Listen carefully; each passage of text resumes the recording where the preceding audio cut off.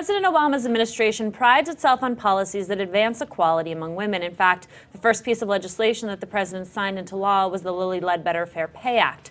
But for all of that action on equality last week and introducing California Attorney General Kamala Harris, President Obama said something that called his feminist bona fides into question. After praising Harris for being brilliant, dedicated, and tough, he went on to add she also happens to be by far the best-looking Attorney General in the country. The research that She Should Run has done with Name It, Change It has shown that even positive descriptions of women, positive comments on their appearance actually hurts their campaigns. Research that we just released today, showed that whether you're commenting negatively or positively on a woman's appearance, it's going to damage her perception with the voters. They're going to think she's less qualified, she's less effective, and they're less likely to vote for her. So even though it could have been intended as a really nice compliment between two old friends, when it's done by the most public leader in a very public sphere, it can damage a woman's political career. From the start, little girls are told they're pretty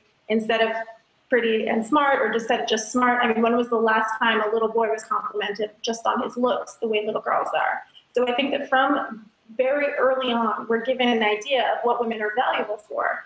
And I think, unfortunately, it's been such a short period of time in Western history, basically, that women are in public life, that we're still trying to kind of figure out where are the boundaries, what's the appropriate parameter for how you talk to people. It's so new to have women in positions of power. And we still think of the nicest thing that you can say to someone to compliment them is to tell them that they're good looking.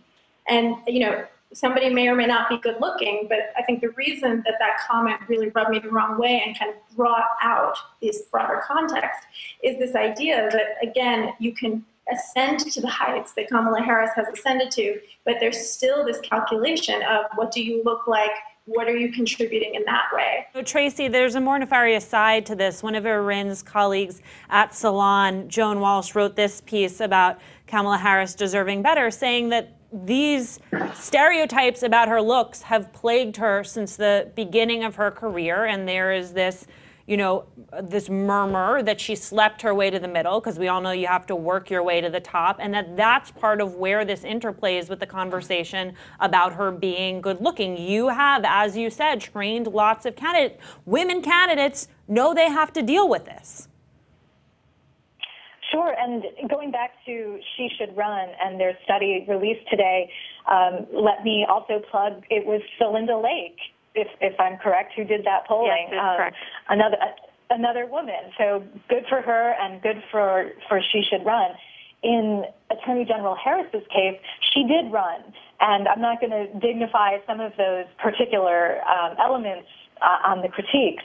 But of course, this is something that women candidates are attending to in the totality of their political careers, in thinking about running, in working with their consultants, in cutting a TV ad, and how do you do it, and do you have to look tough and pretty at the same time?